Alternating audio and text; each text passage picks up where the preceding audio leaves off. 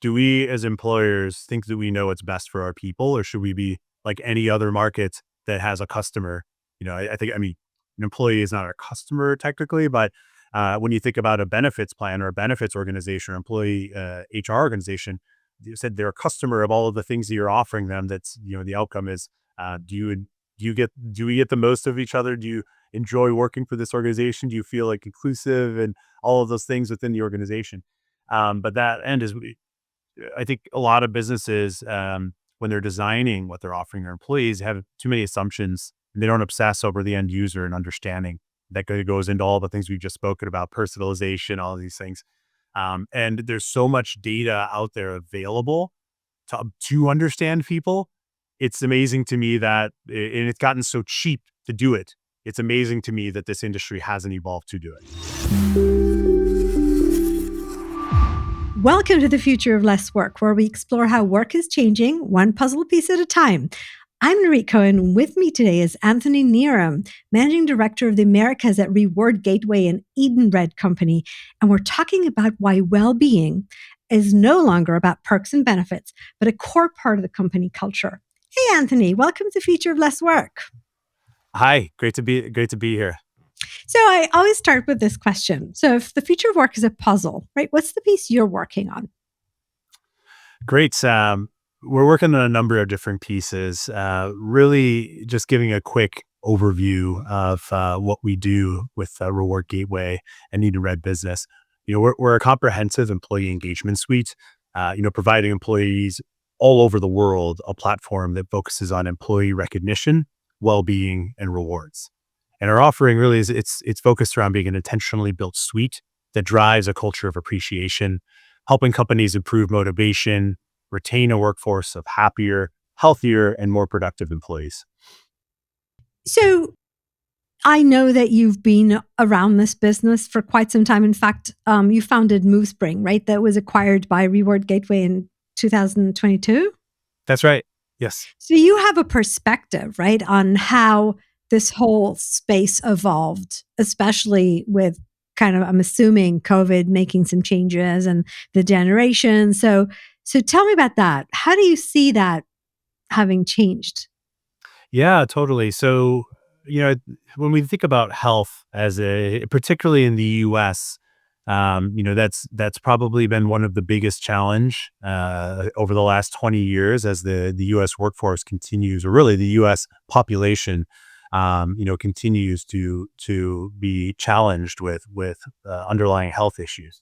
And, whether there's a terms of presenteeism and absenteeism, that continues to be a big challenge of people who are unhealthy as they go to work or present themselves in work, and whether it be in person and or in any type of role or job, whether it be a digital or a non-digital type workforce.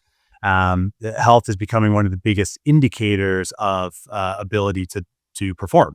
And employers, in the way the U.S. is structured around healthcare, that burden on looking after health is typically inspired by 3 or 4 key factors at the individual level. Your family. If you're religious, maybe there's ties there to accountability.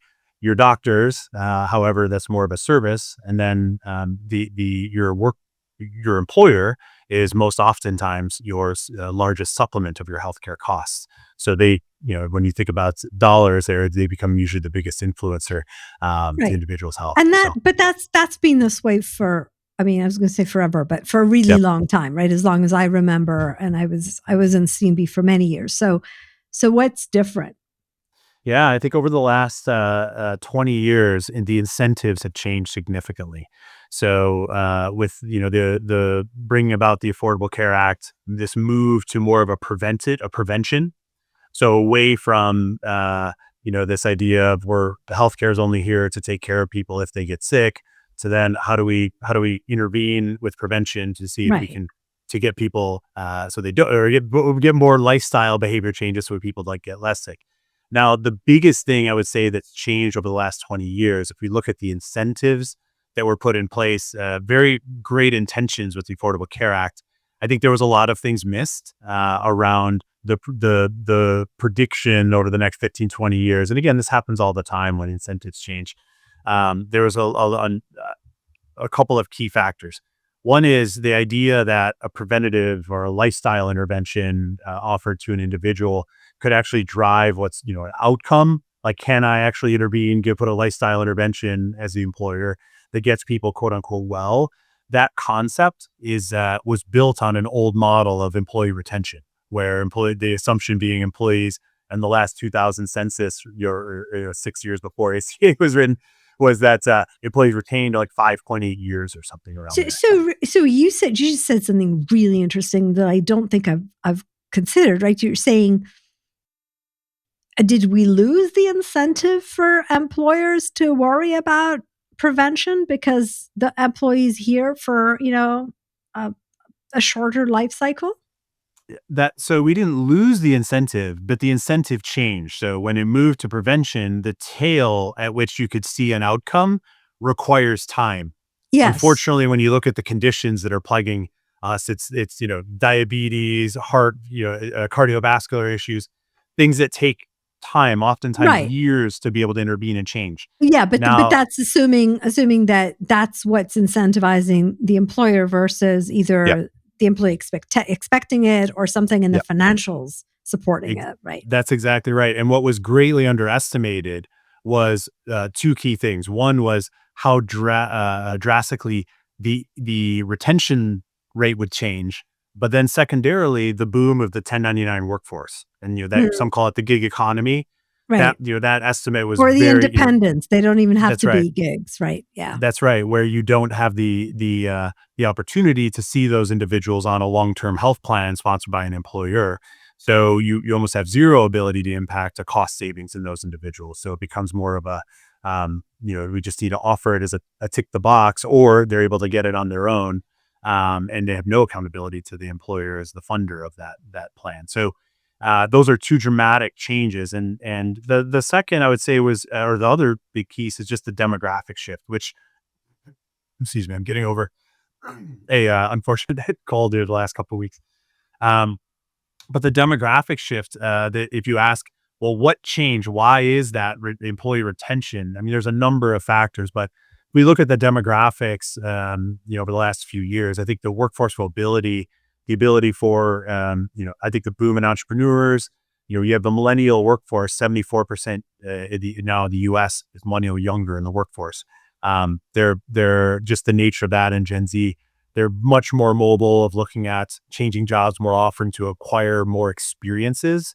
I say that's very intentionally, experiences versus just experience, right? So I think that's just a way of how individuals work in that younger demographic.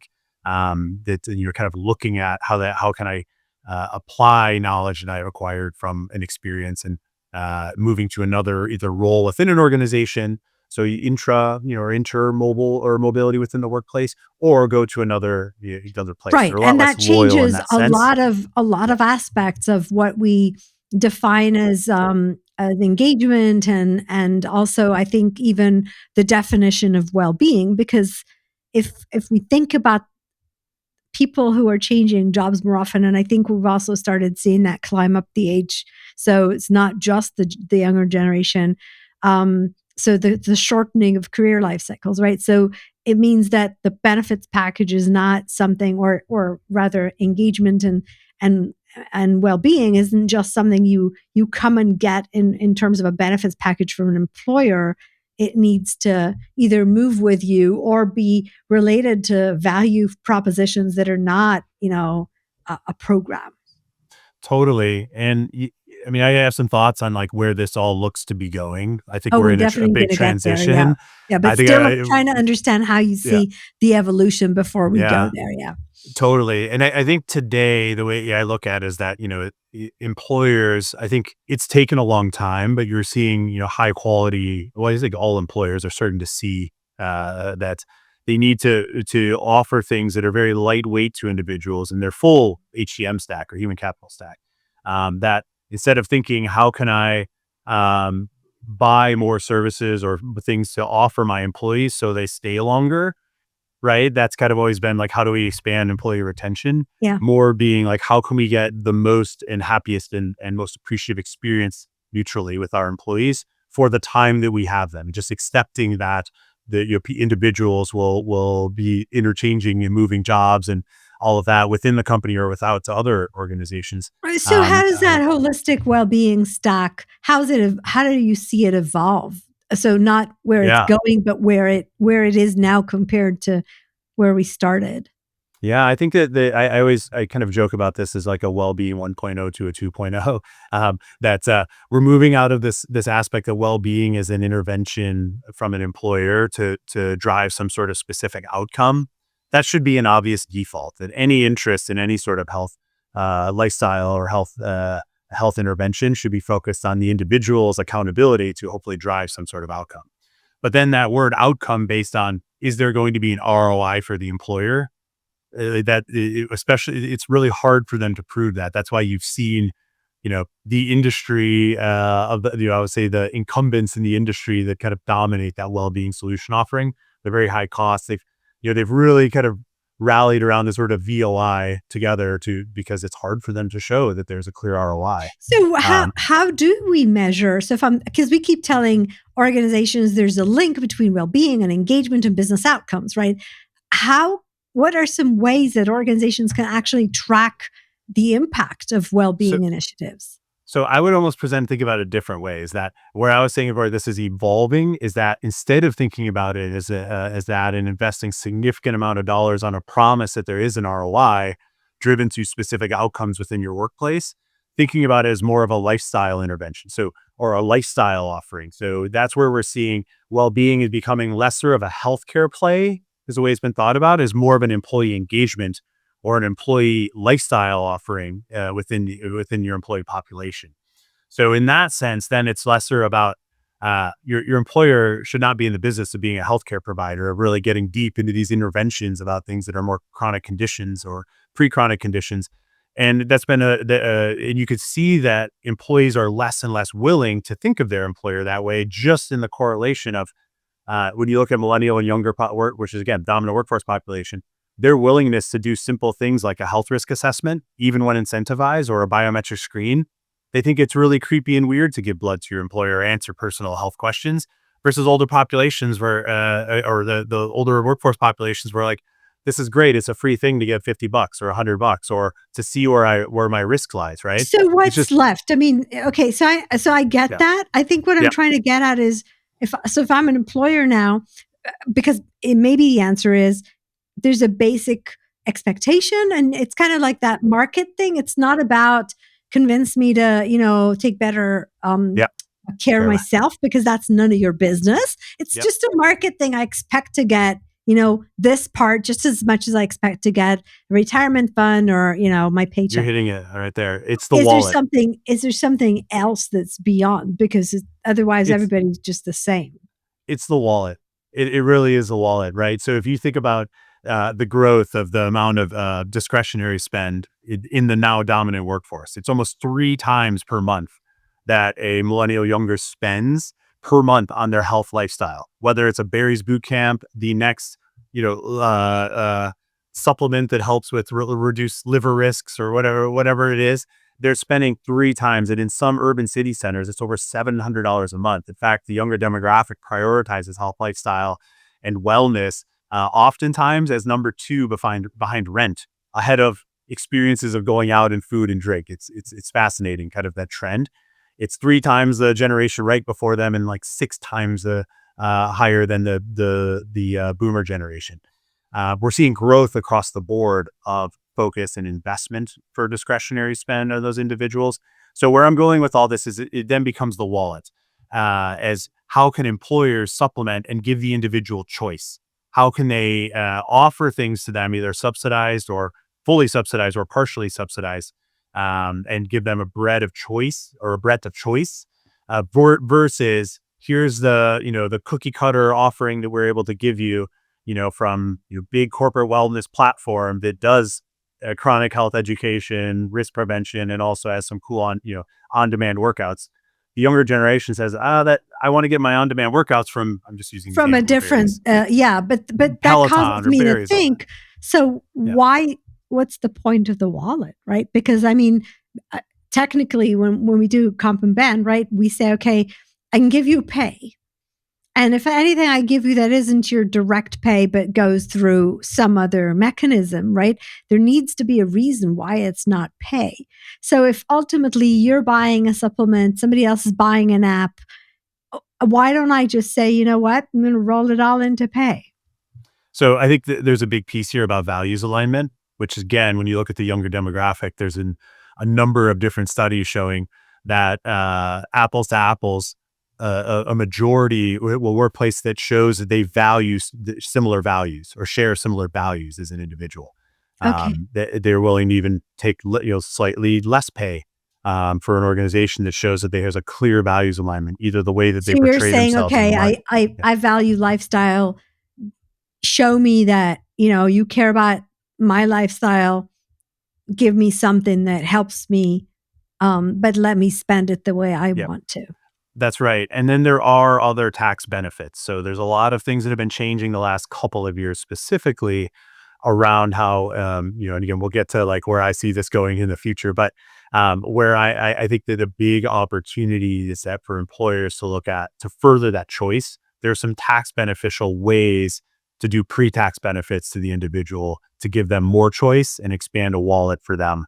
Particularly, I'm talking about HSA and FSA dollars, which again we could get down to the S future on so that. so say more about what goes into how the the current generation of employees perceive this, space. So that wallet, so that's just the concept of the mechanism, but what are they spending it on? What do they consider this well-being package?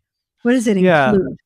So taking one step back, I almost think about when I talk about wallets, we don't offer a comprehensive wallet. That's not the business we're in. I'm talking just in general that individuals in the US and globally that especially the last few years that have been impacted by high inflation, oftentimes in most geographies, the inflation is much higher than pay raise averages. So purchasing power, when I talk about wallet, I really mean purchasing power Yeah, yeah, as yeah. individuals are getting, squeezed You're in all these different protecting my areas. ability to go spend money on this space that's Right. important to me. Exactly right. Yep. So when you think about it in that perspective, and I talk about wallet, then individuals are focused on health prevention. Unfortunately, the competitors now for to all these different health services or supplements are no longer each other. They're things like a Netflix membership and an Amazon membership, right? Because really comes down to the discretionary spend. What's my outlay? So then it's like the individuals are left looking for where can I get more purchasing power, and that's the area where whether it's a subsidized offering, like an employee, literally down to the employee redemption of a reward that's been given to them that they can go spend in an open marketplace, that is helping them with purchasing power, or a discount that's been shown to them through a partnership in a merchant marketplace. Yeah, I So mean, it give yeah, that's a really good answer to why spend, benefit dollars on this. So basically what you're saying is, um, I'm enabling people to spend money on wellness elements that they might not have afforded themselves or allowed themselves to spend money on, not protected that budget and put it on it if right. I'd given them cash. By Exactly. So, like, in the simpler way, it's like by working, this when I talk about like this move to like well-being is a cultural part of an organization versus an outcome only focused organization. Yeah. There are self-covered healthcare plans within the US that I would say are a little bit different there. They unfortunately or fortunately are in the business of healthcare because they're self-funding their plan. So I'm kind of excluding that bucket out there when I talk about this outcome based. But um, for it's a massive market. I mean, it's multi-trillions of dollars in the US.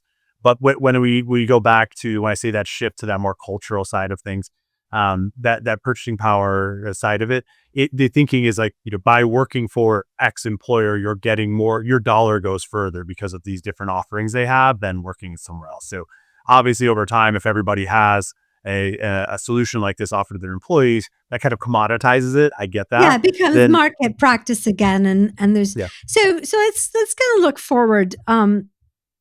Where do you see this going in terms of how is that well-being stack going to yeah. change over the next few years? Yeah, so I think real time right now, if you look at the earnings calls over of companies have been going on, we're in the middle of earnings season right now. You look at what's the key theme that we're seeing here is that inflation is sticky There's now new potential forces for companies that were actually more attuned to global risks. So we're still going through this deglobalization cycle for business in the world. So all this is leading to there's going to be new forces of cost pressure into businesses that now CFOs entering the conversation of everywhere where they can look at cost cutting. So that's I think you look at a lot of the earnings calls have been a lot of more talk of workforce reduction. There's obviously the force of AI, which again is coming. I don't think that's been fully realized by any means. I think we're in the beginning innings there, but it's a deflationary force, right? Whether the first aspect of this is help current employees be able to do more with less, but over time it could evolve into workforce replacement versus workforce augmentation and improvement in efficiencies. So all this is to say that when it comes to thinking about how looking after and caring for your individuals, the CFO is getting much more involved in the conversations of looking at how are we seeing spending increases and supplemental benefits increasing, 6 to 15% year over year. And we're not, I always joke with this term, bending the cost curve. Like we have bent the cost curve in the industry for both healthcare coverage and supplemental cost benefits. When I say we, I don't mean Roar or Gateway, I just mean the US, the general, the bent it straight up, right? I mean, the costs are just significantly going up. CFOs coming in and starting to ask questions of really where's like how what is the real issue here? Are we actually going to see any sort of Which is flattening? why I was asking you all Yep, the time about why do we need this? yep, What's the value? Just pay totally. people and let them do what they want, right? So yes, so back to where do I see this kind of going? My personal prediction of where I think that the US is more inclined to go is you're seeing a shift to even more consumer and individual accountability of their health. When you look at the consumer health market, direct to consumer, it is exploding. It's growing incredibly globally. It's multiple $1 trillion, growing 13% CAGR. The Yeah. US is no different, both from an interest, but this is a good thing. It means there's significant demand for people wanting to take accountability and be into preventative health. Which also, in brackets, I was gonna ask you that question, in a few minutes, but we also talked about the 1099 economy and this whole idea that we're seeing a lot of growth in the independent market. Plus, I the jury's still out on how AI will play out in the job market. Yes, organizations are thinking right now that means that they're reducing headcount and growing productivity with AI, but AI is a tool in the hands of people. And so those people, right, might figure out new ways to go do things with it. And so that you're going back to the independent market and what that means, right? Um, so the shift of a lot of these services that used to be, managed through an employer, and this idea that if you're a salaried employee, you're protected, and actually democratizing a lot of these benefits as well is an interesting concept. Yeah, and I think then what then becomes really important in that type of how that plays out is what do I know at the broadest level about it's like a marketing problem actually. It's like how do I get the right thing to the right person at the right time? So it's more about discovery. How do I help educate people that there's all these offerings maybe that we can help you with purchasing power on things you may or may not be interested in, that are relevant to you. And that's where things like, you look at that boom in the quantified self, going back to the business that I founded with Moosepring.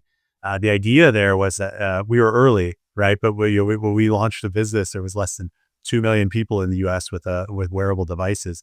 The funny thing, wearables have been around for 100 years, tracking steps. We actually, in our old office, we used to have one from the early 1900s you wear around your neck. It looks like a clock and it bounces and it's an old school accelerometer.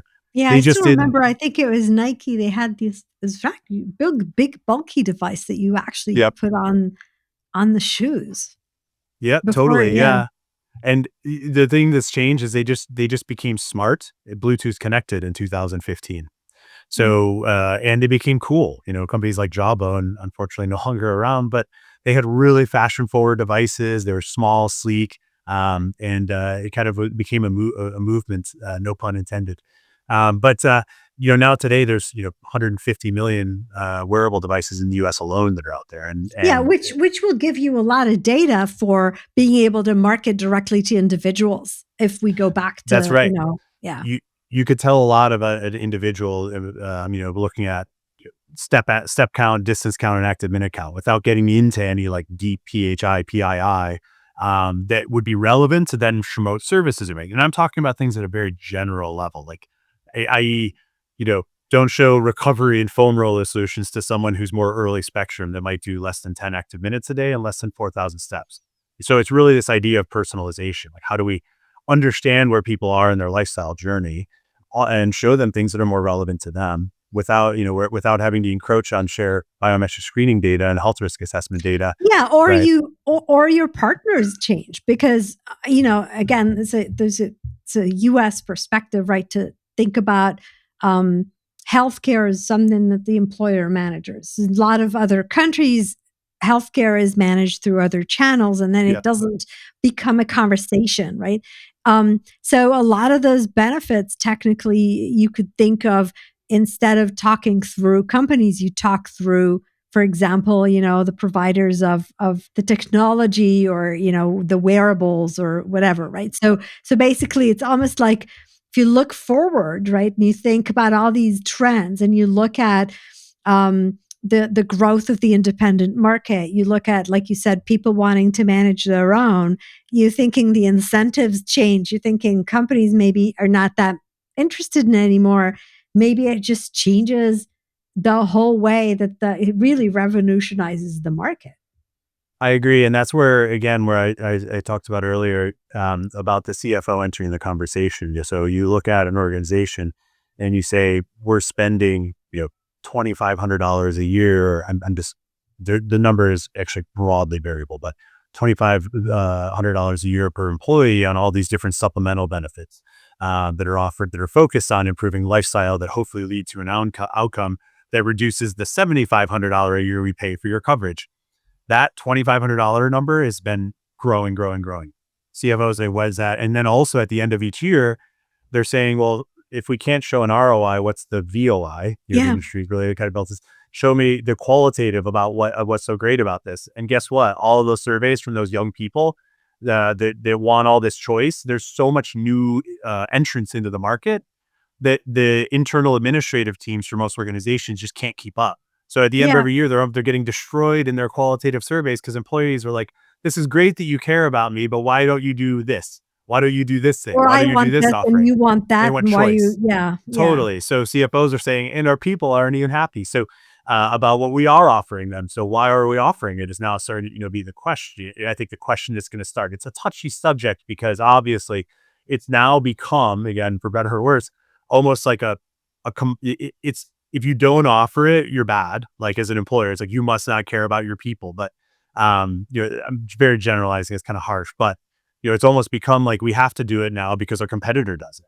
And Yeah, the industry's which done a goes great. back to, it's a market practice, but market practices, they evolve. So someone will end up saying, well, I can take these dollars, put them on something else, and it becomes a challenge to the market practice. And I think from the industry perspective, though, it doesn't mean that, in fact, the good news is there's more interest, not less, right? That's right. It's just maybe the model's changing. Where I see that. Oh, go ahead. Here's, Sorry. yeah. No, I was going to say, here's the disruption, right? We're in the era of disruption. I think we're right in the middle of it. I actually, my personal prediction on this is that we're going to see more pressure coming from, the CFO of the organizations is looking at this space and then saying, if they're looking at it saying, if people want choice, how do we give them choice? While at the same time reducing our outlay of costs, whether for the services that we're paying for that are kind of PPM, right? So you're paying a large amount of dollars for these services, whether it's the Virgins, the Vitalities, that kind of bundle and try to say we offer everything. But most of the value propositions of those platforms have been chipped away by the consumer offerings, D2C, that are significantly cheaper at the individual level, direct. And from a brand perspective, they might be cooler, right? Like they're like, I like Calm because LeBron James does Calm. I don't, it's great. The meditation stuff they might get from some of these bigger platforms might be on par to the exact same outcome, but at the end of the day, like, I want to do calm because Yeah, and it LeBron goes does it. back to personalization, and we know that's Totally. a really big trend. So, Yeah. let me ask you a question that as you're thinking kind of about the changing world of work, I usually kind of wrap up with, but we obviously don't have all the answers, right? So, what's the question we should be asking ourselves about how this, the world of work is changing and it, is impacting the space that you're in? Yeah, I think probably the biggest thing that I view myself of looking at is that do we as employers think that we know what's best for our people, or should we be like any other market that has a customer? I think, I mean, an employee is not a customer technically, but when you think about a benefits plan or a benefits organization or employee HR organization, you said they're a customer of all of the things that you're offering them. That's, the outcome is, do we get the most of each other? Do you enjoy working for this organization? Do you feel like inclusive and all of those things within the organization? But that end is, I think a lot of businesses, when they're designing what they're offering their employees, have too many assumptions and they don't obsess over the end user and understanding that goes into all the things we've just spoken about, personalization, all of these things. And there's so much data out there available to understand people. It's amazing to me that and it's gotten so cheap to do it. It's amazing to me that this industry hasn't evolved to do it. I would say that's the question that I constantly think about is how do we understand individuals as much as we can about what motivates them, what gets them to get up and go to work, what are the things how can we do that in a more consumerized way? Because in the consumer markets, it's just a race to the bottom of how cheap it is to be able to do that, to drive a buyer decision on a $5 product or a $5,000 product or a $100,000 product. Yeah.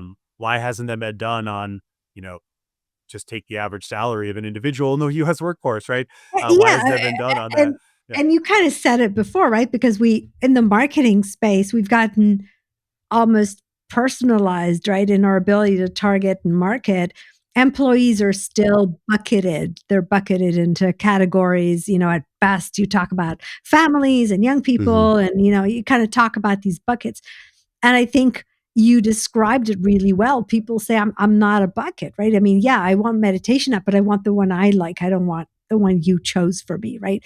So so we're gonna have to figure out, and the data and the tools are there. It's just a matter of the mindset shift going Yep, there. Yeah, that's right. And I think absolutely.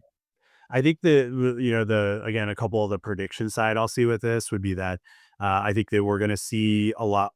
The human capital stack continues to consolidate. I don't mean that purely in M&A, although that is happening. So services are consolidating, but I mean integrating is a form of consolidation as well. So how do we look at utilization or overall health and wellness things that are happening within a workplace as an indicator of performance versus an indicator of health outcomes? I think when I talk about it becoming more of a cultural or a lifestyle offering in the workplace, I think that there's been so much more advance in the performance stack, so much further than the unfortunate employee healthcare stack. So there's a higher likelihood to see correlations in more real time. I say like in year real time. So how do we offer by what we offer, or how things are being utilized as an impact and an input to performance or employee happiness or feeling appreciated from the employer, then as an outcome versus the legacy model of how do I see that we reduced The a cost specific of the company. condition or the Yeah. cost of the Yeah. yeah, I think and that's I that fundamental yeah. shift. As Yeah, I agree, and I think at some point it might be interesting because I don't know why, but I kind of think about the bring your own concept. I mean, I remember when they gave us cell phones, right? Or I remember when they gave us landlines because of modems, right? So and nobody would it wouldn't occur to anyone to give you a cell phone today, right? Because you kind of bring your own, and so you see this idea of at some point the organization says, I might fund this, but I'm not taking care of it anymore, or I'm not even going to fund it because it's just kind of yours to take care of. And totally. I think it's going to be really interesting. The reason I think this one is an interesting one to watch goes back to the bigger trend where the independent market or the people who are doing salaried and independent is growing, and there's no reason to think that that's going to change. And so when you think about that, you kind of say, okay, but all those people need to go take care of themselves and they need to create the stack that they get from employers, which might be an interesting disruption in the market.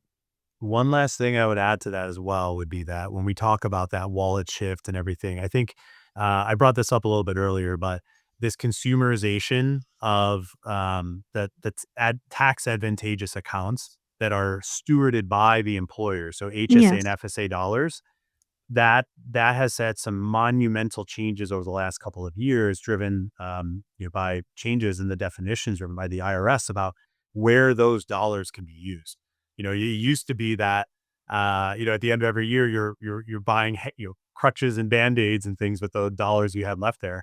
There's amazing, really interesting, innovative companies that are disrupting that space. Like a TrueMed is a really interesting one, working with consumer brands to help them get like what they call lifestyles medical necessity. So you can use your HSA, FSA on things that are more preventative focused, like a Peloton or a Berries and I Okay. think that'll be a huge shift because what you could see then is potentially Yes. CFO coming to the conversation and saying, we're spending $2,500 on these things and the administrative burden of managing it. What if we smashed another $1,000 into the FSA, give them choice? They're going to love us for it because they can spend it at all these places. And we just save $1,500 per employee. That would be millions in savings. I think that's the future where we're going, is more in that direction. And then it's more about the education. It's more about the employer saying, well, no, like we still want to spend dollars on an engagement tool to make the employees educated and aware of all that and the purchasing power advantages of these things, and to make sure they enroll in that FSA and enroll more dollars in FSA or that tax advantage account or FSA, HSA. So I think that's, if my prediction is that industry is going to boom. There's going to probably be some unfortunate grift that happens, right? We're going to see some things that happen like a Zyn or a McDonald's that figure out, not to pick out, probably shouldn't, but the companies that are unfortunately, not on the real health spectrum, that figure out how to get considered as a lifestyle medical necessity. But that's like any industry. We'll see some further Yeah. definition of those IRS Yeah, and changes. that's where Yeah, you go back to people need to own managing their own that's right. lifestyle Yeah. choices, and there's so much you can do. You can kind of nudge them in the right direction. Awesome. Wonderful. Thank you, Anthony, for joining me today. This was a really interesting conversation. For more about Anthony Knierim and Rewards Gateway and Edenred Company, check out the links in the podcast description. Thank you for joining us on the Future of Less Work Day, where we're piecing together the ever-changing puzzle of work. And remember, the new social contract is a win-win between people and organizations. We talked about that today. Your best people don't work because they have to, or because you tell them to, or because you measure them on it. They work because they want to, because by working for you, they're achieving their own goals and purposes in life. Till next time.